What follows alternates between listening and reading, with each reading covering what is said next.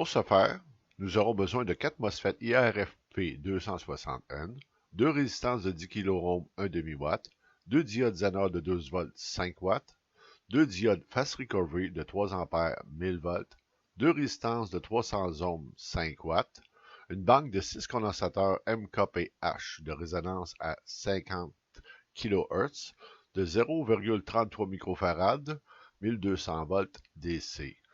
Deux bobines entre 50 et 200 microhenries de 6 ampères à 10 ampères, des bobines d'induction magnétique, et une bobine de travail qu'on va fabriquer avec du tuyau de cuivre 1/4 de pouce. On va faire 6 tours à 2 pouces de diamètre. Et bien entendu, une puissante source d'alimentation DC. On va débuter par les MOSFET.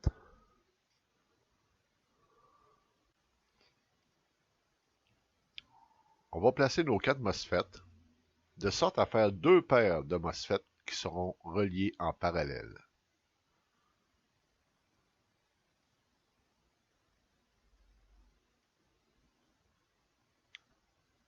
Pour chacune des 2 paires de MOSFET, on va relier les gates ensemble.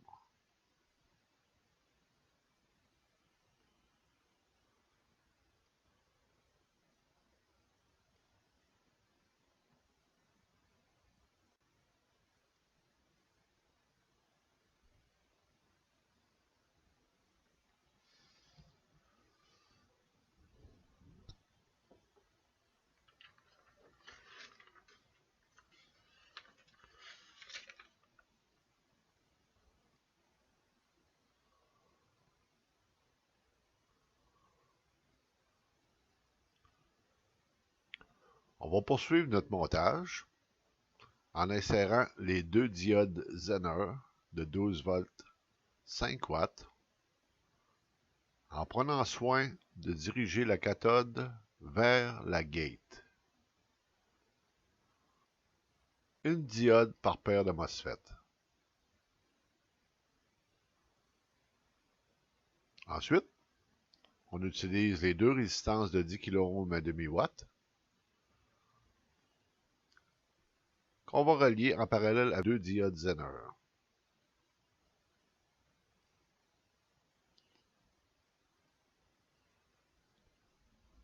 Les 2 résistances de 10K vont permettre la fermeture rapide de la gate. On va appliquer des points de soudure.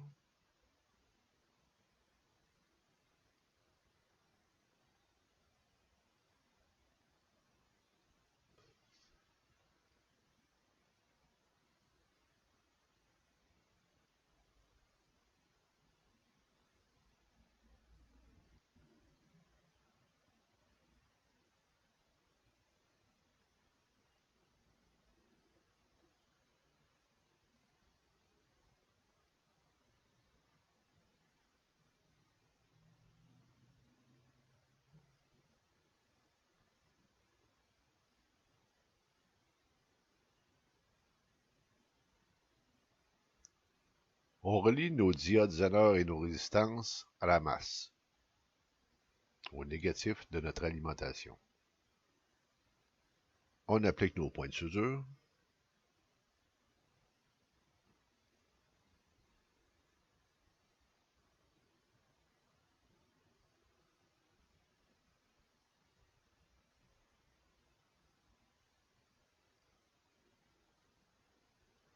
On va maintenant relier à la masse les pins sources de chaque MOSFET.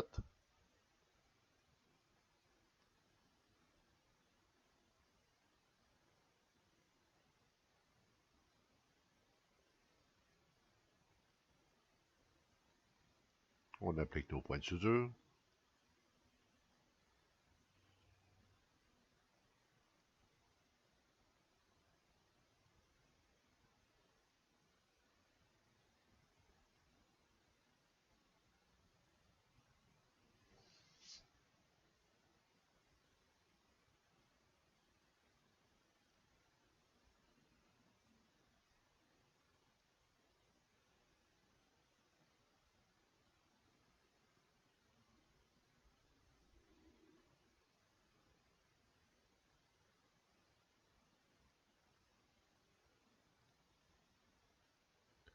Maintenant, on va préparer notre banque de condensateurs. On aura besoin des 6 condensateurs de résonance.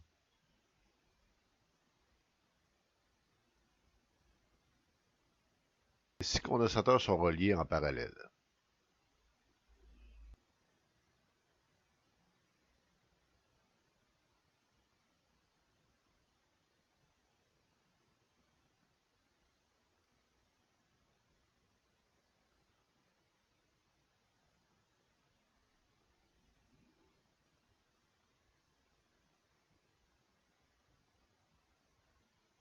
On applique nos points de soudure.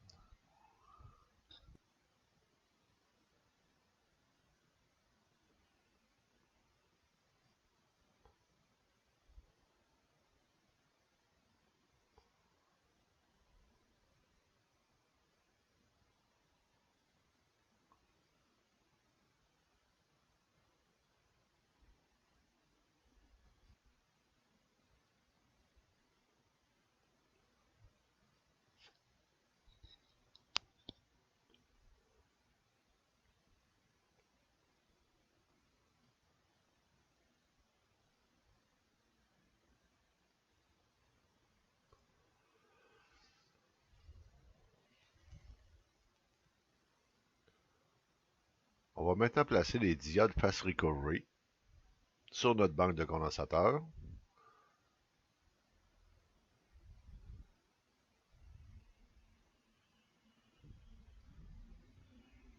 En s'assurant de mettre la cathode du côté du condensateur et l'anode vers le drain des MOSFET.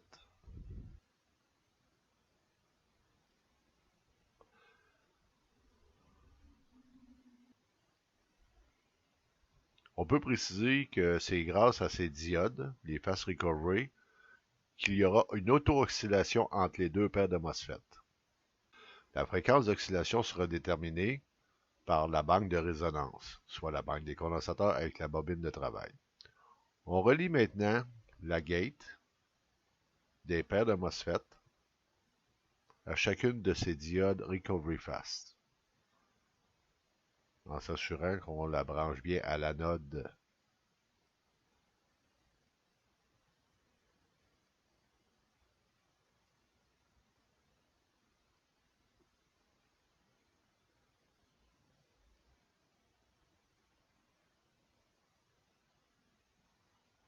On applique nos points de soudure.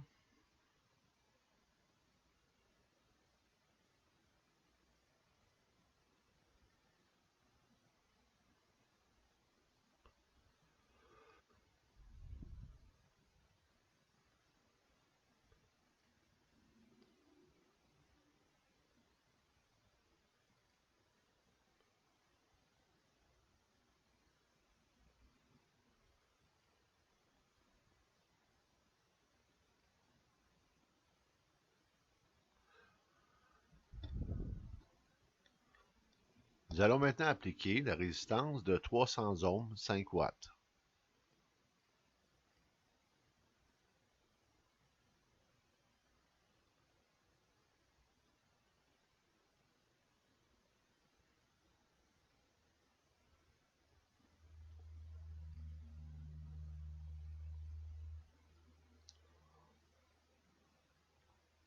On relie une extrémité de ces résistances à l'anode des diodes Recovery Fast. On applique nos points de soudure.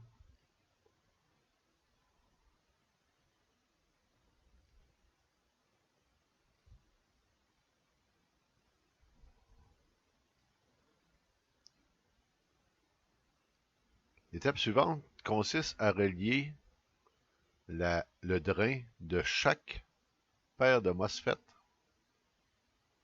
à une extrémité de notre banque de condensateurs.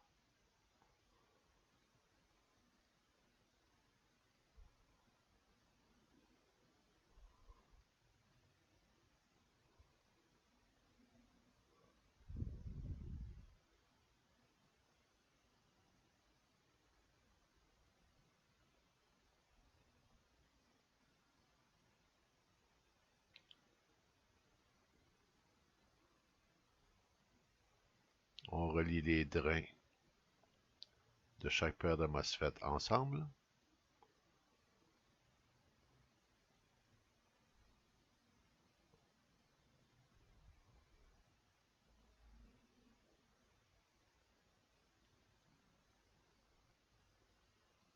Notre deuxième paire de MOSFET, on fait de même. On relie nos drains en parallèle pour les amener à l'autre extrémité de notre banque de condensateurs.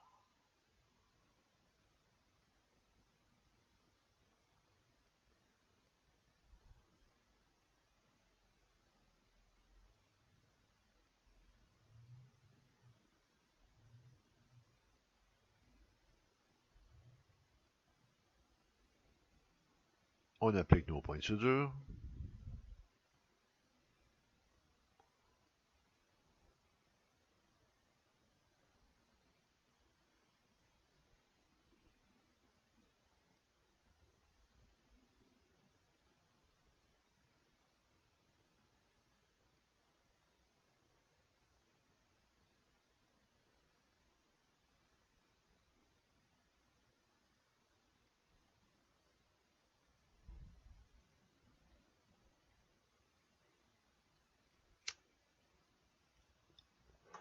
Maintenant, on utilise nos bobines d'induction magnétique.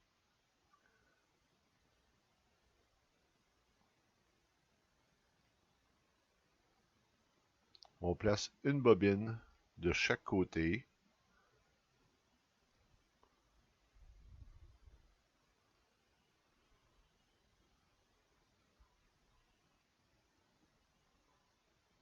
On relie une extrémité des bobines à notre banque de condensateurs.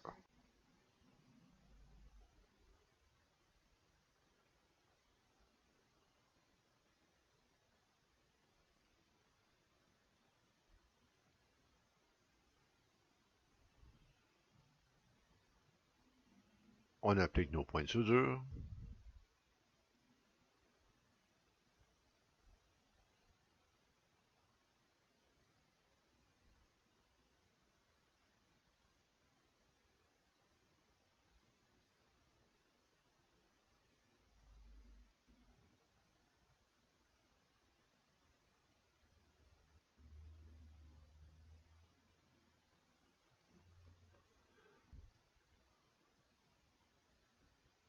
On place notre ligne principale, notre alimentation positive, de façon à relier ensemble l'autre extrémité des bobines d'induction.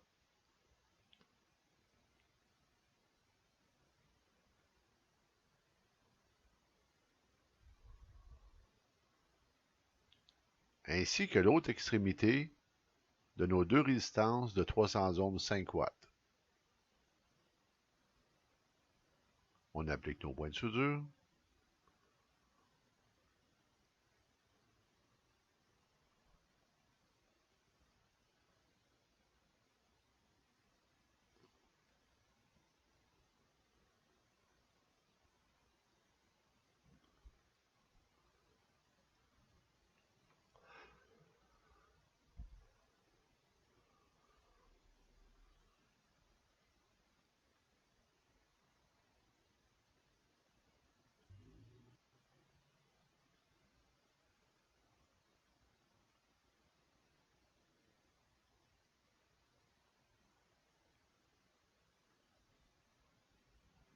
Notre borne positive.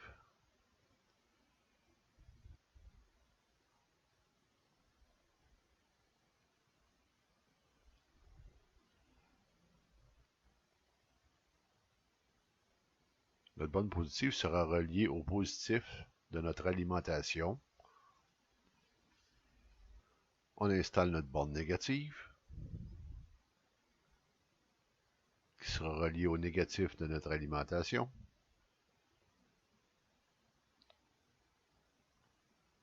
On relie notre point commun à notre borne négative.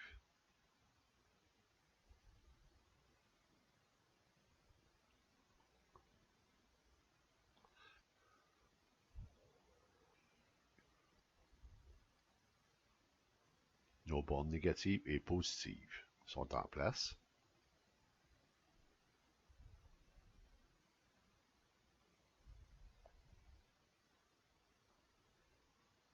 replacer un peu nos condensateurs pour faire un peu de place.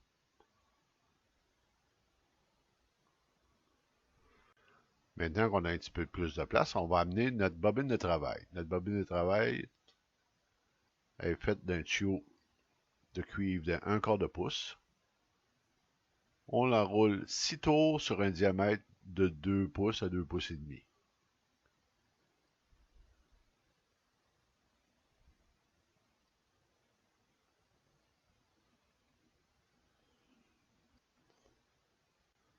On connecte chaque extrémité de la bobine de travail à notre banque de condensateurs.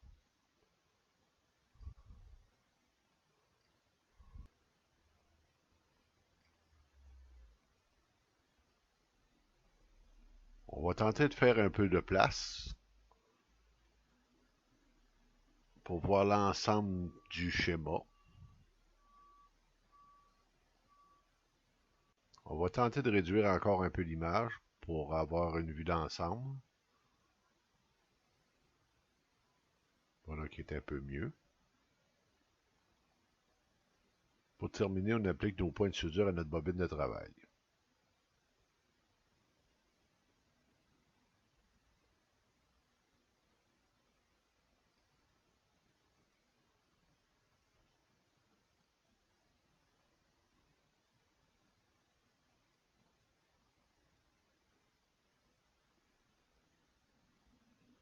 Un petit peu de trim pour l'esthétique.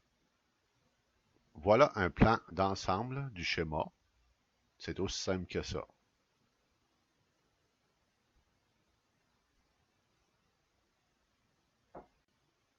Et à la toute fin, et voici le schéma électronique de ce module.